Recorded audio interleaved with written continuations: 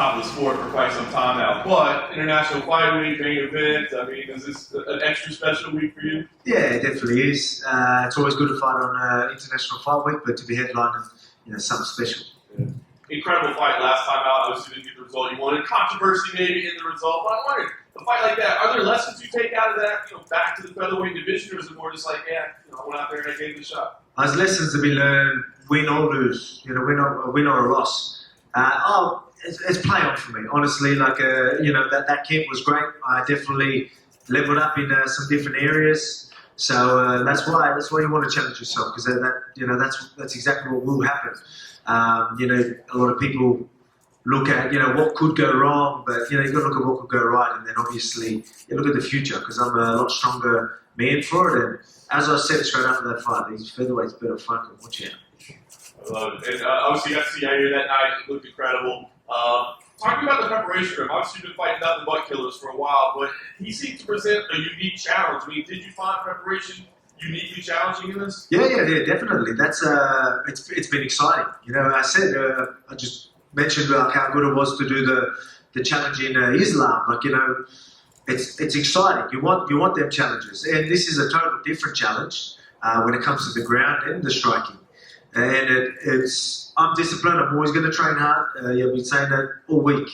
That I don't need to be motivated or anything to train hard and do what I need to do. I'm going to do that anyway. But it just adds another, more excitement. We're more eager to get to the gym, figure things out, the game planning, get more in the zone. Really embrace some of the game planning and all the things that we need to do in there. So it was good. I've got nothing but respect for Yair. Again, he's a dangerous opponent, and that's what I want. But I just want to show everyone, why I'm the top of the featherweight division, and really show my skill set. I think work ethic is something just ingrained in you, but was it difficult all to adjust? I mean, you're this close to champ status, right? You're kind of embracing all that. Was it hard to get the mindset back and go, hey, it's still impressive to dominate in the division the way you have? Look, obviously it's done straight after it, but play on that. It's just adds to the story. I'm going to get that rematch. Don't worry. I'm going to do my business this weekend, and I'll get that rematch, and then it's just going to add to the story.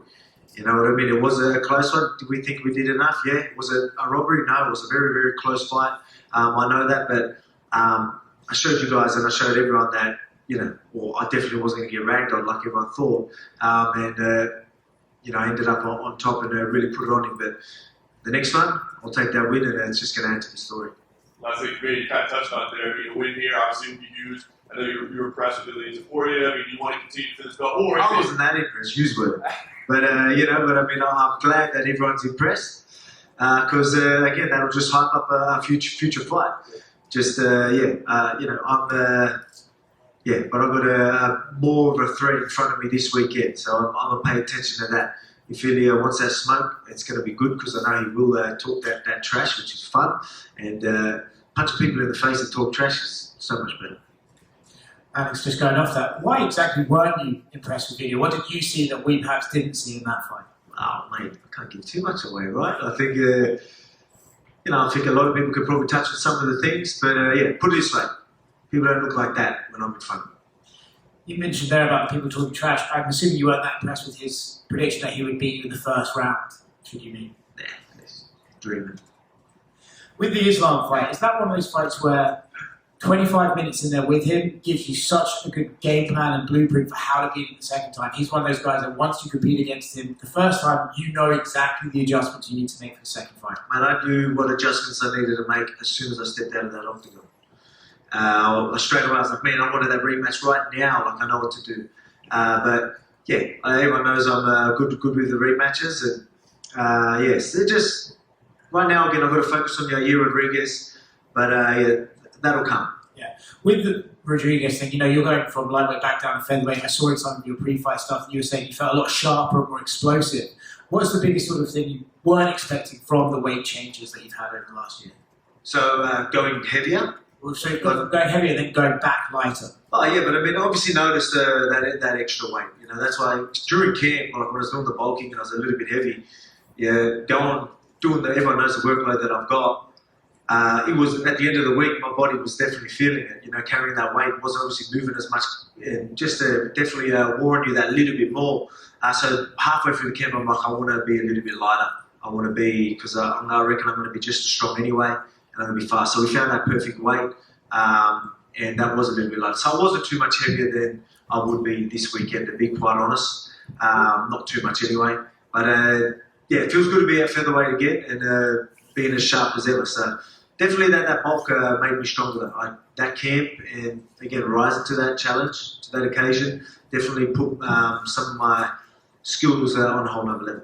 In some of the footage you put on your YouTube channel ahead of this fight, I've seen some spinning kicks from you that we haven't necessarily seen a lot. Is part of you kind of like, oh, I'd love to knock out Yair, the spinning kick guy, with my own spinning kick? Mate, I do beat a lot of people at their own game, so you never know. So as I've been saying, Taekwondo Volk is coming from fucking England.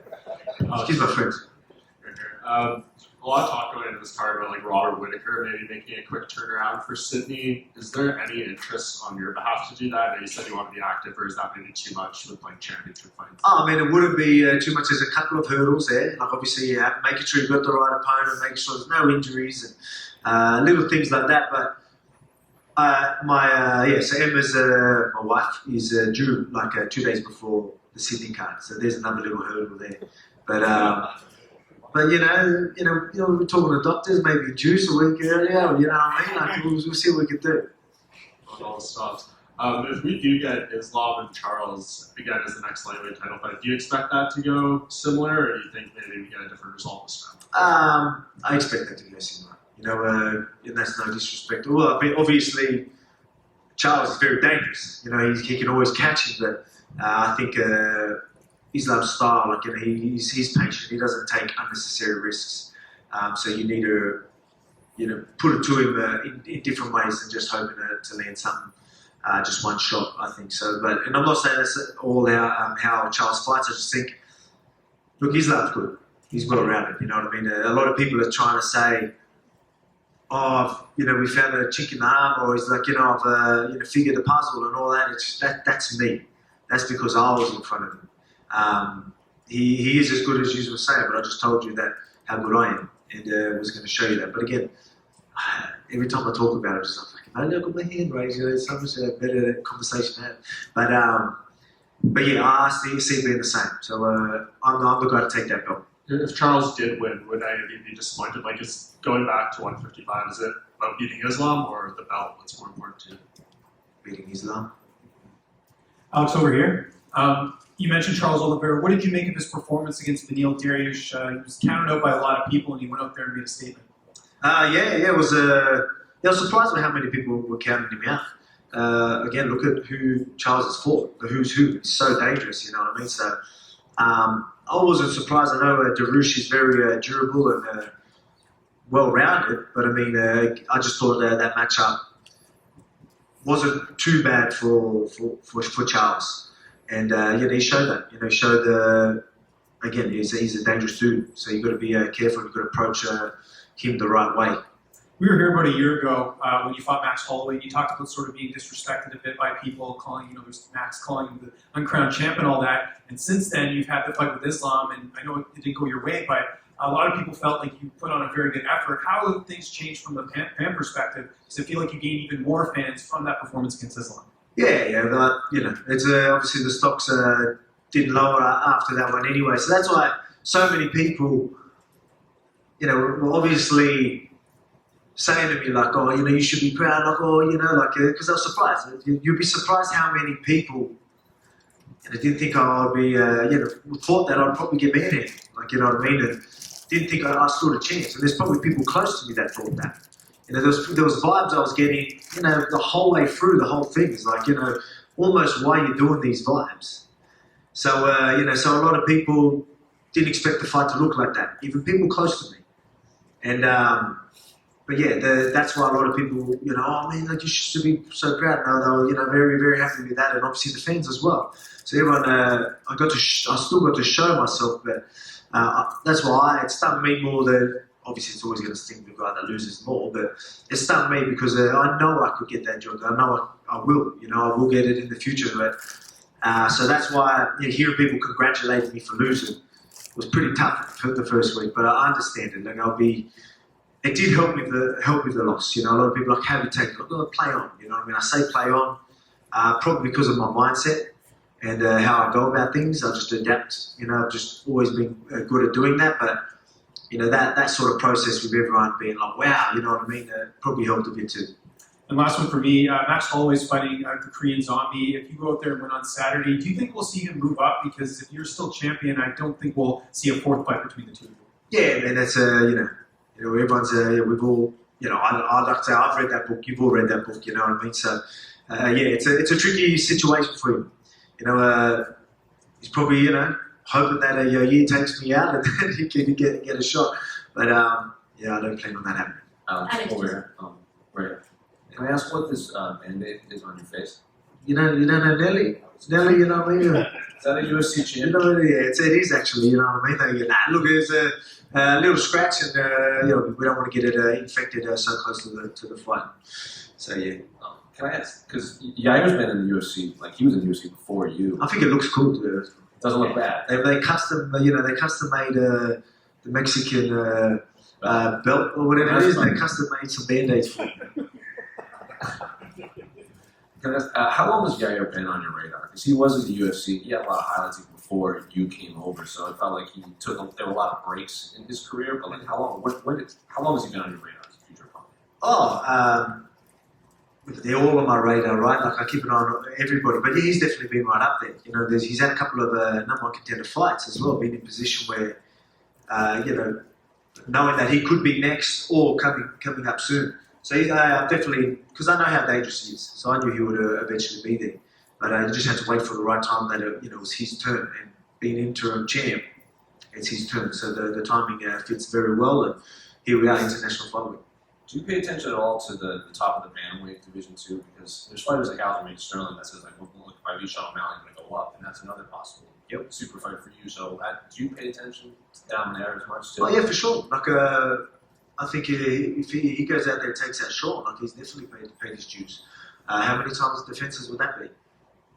4, yeah. Like yeah. So there you go. I think so.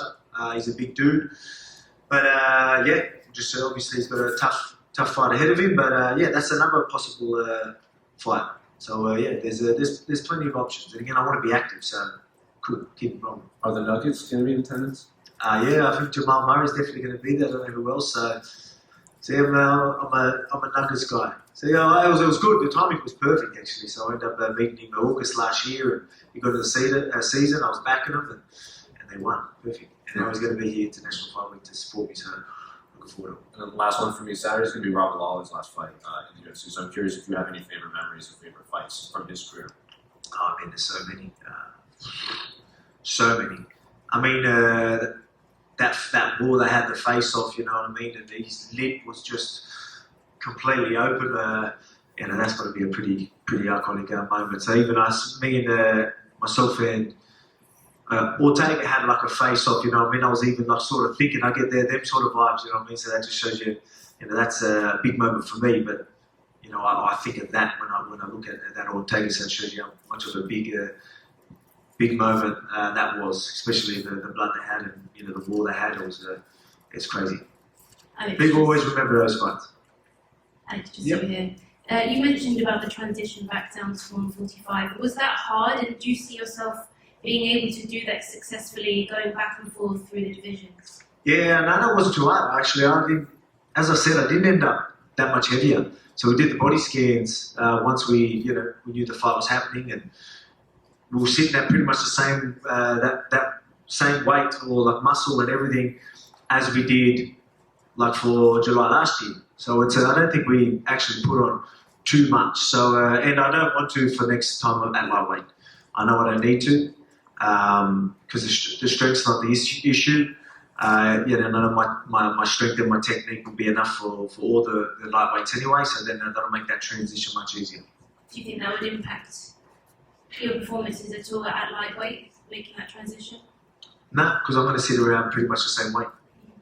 And you worked with Carl Van Roon in the run-up to this fight. How beneficial was that? Oh yeah, it's I was lucky enough to have a couple of people in camp that Yair is very good at all ranges. Long range, obviously you got the taekwondo, and then you got the short range sort of unpredictable things that come from everywhere. So I was lucky enough to have Blood Diamond, who's if you ever watched his kickboxing highlights, go have a look at that, and you'll see a lot of Yair Rodriguez there. So that was great having him there, and obviously he's bigger.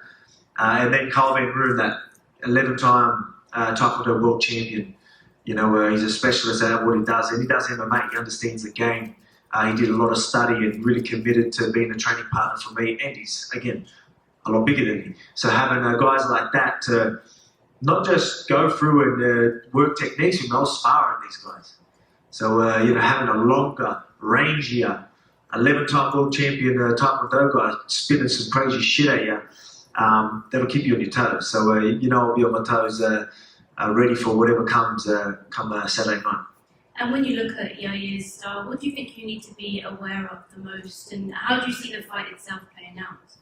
Be aware of everything, because everything's coming from everywhere. But again, we all know that I make people fight my fight. There's other things that everyone looks a certain way till I'm in front of them. You know what I mean? So it's no surprise that people, my opponent's volume goes down, and a lot of their strong assets are usually compromised. I'm usually able to nullify a lot of people's strengths. So look forward to doing that. Again, Taekwondo Volk, he's Calvin. Thank you. Alex, over here. You mentioned before that you consider Conor McGregor a dream match of yours, as he's the only UFC featherweight champion you haven't faced. Anything can happen, obviously, but is there any other fighter on the roster? Come right here. Way back here. Oh, yeah. Oh, in the back there. Sorry, mate. Yeah, there you go. Did you get that first part? Or? Yep. Okay, so anything can happen, obviously, but is there any other fighter on the current roster within the featherweights or lightweights that you would love to face, or even a past fighter that you would have loved to share the cage with? Yeah, there's plenty, but there's a lot of fun fights at lightweight. You know what I mean? So you never know whether the BMF is gone as well. Maybe BMF. We'll go get free belts. You know what I mean? Get a BMF. Get an actual champ that. I think that'd be cool. Get some credibility on that BMF belt. Having a champ that goes in and takes it as well. So I think that's another option. There you go. I mean, they're great fights as well. So there's a reason why they're getting it. They're exciting, big names. There's a lot of exciting fights. But I mean, these are fights that can definitely happen in the near future. That's awesome. And you were talking about your teammates, but you got to watch one of them, Craig Jones, compete on the Fight Pass Invitational. How special was that to see him compete and win, even walk out to your song as well? Yeah, that was cool. I didn't expect that. I didn't know he was going to walk out to the song. But good. He didn't. He faced a legend of the sport who's no joke, and to go out there and take the win was awesome. Beautiful way to start the week. Our little trip here to Vegas, and I'll end it with another big win, and then we can probably celebrate afterwards. And last one for me. At Excess, everyone's invited. I see that Prime bottle next to you. Congratulations on the deal. How did that deal come together? Yeah, just obviously it's a big deal, massive opportunity, and just got talking to Logan, met him a couple of times, and that's how it started. Hey, Alex, and we're in our prime, right? So perfect fit. Last two questions. back up here. Yep. Quick question for you. As big of a betting favorite as it really comes in terms of a champion fighting the number one contender, let alone an interim champion, how does it feel to get this much respect from the odds makers? Yeah, I think it's well deserved. You know what I mean? That's no disrespect to Yair. I think that's just all because of what I've done. And again, I always say people can be a safe bet. When you've got the guy that's got the heart, resilience, durability, the fight IQ, and all the right stuff. You know what I mean? It makes it very hard for people to take him out. So it's good to see that finally people are really taking note of that. But the beautiful thing about it is no matter how much of a favourite I am, the mindset that I have, I look at him as a big friend. As I've said, pretty much the whole camp, he's probably the most dangerous guy that's been put in front of me. So I can completely zone out everyone's thoughts on how they think this fight's going to go, because I see these problems, I see these challenges, and that helps me really prepare. And that's why you'll never see me underdone every time I step in that octagon. Awesome. And then last question for you. In Las Vegas, anything you particularly enjoy about Las Vegas? Everything. Enjoy everything. I mean, I was asked, what I love about it, what I hate about it.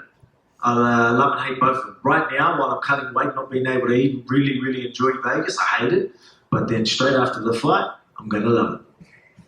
So you mentioned earlier Yair's custom belt that he had up there. The interim belt itself rubs a lot of fans the wrong way, but he's sitting up there with the interim belt and the custom belt both in front of you. What do you think about that? Like, do you think that's maybe disrespectful at all in the way? Oh, for a second, I was seeing a bit of red on that. I was like, wait a second, is this the Mexican one? No, sorry, do I feel disrespected? Yeah, that he's sitting up there with 2 titles and neither of them are the undisputed one. I don't care. I know I'm the champ. Everyone in here knows I'm the champ. The world knows I'm the champ. It doesn't faze me one bit. As I said, and that's no disrespect to Yair Rodriguez, but mate, make the most of it. Enjoy it while it lasts, because I plan on winning this weekend. Just last thing, what did you and Mel Gibson talk about? No, man, just he's obviously a fan of the sport. You see him at a lot of events. He's been at a couple of my events, and just said that he loves seeing someone that's I think his words were excellent at their craft, something like that. Just sort of stuff like that. And obviously, I've said I was a big fan, and it's cool to have Braveheart saying shit like that to you. Alex, I just wanted your thoughts on Ilya Taporia, him as a fighter, and just his fight with Josh Emmett. Do you feel like he's next? Yeah, I think they will use it, all hyping him up. A lot of people asking me about it. So yeah, keep honestly keep my contenders, top contenders away from him, because I might not be facing him. You know what I mean? Like, again, use a saying he's a guy. Well, yeah, cool. That's good. Let's keep him away from everyone, so he can. He's going to get a whooping. Let's make it from me.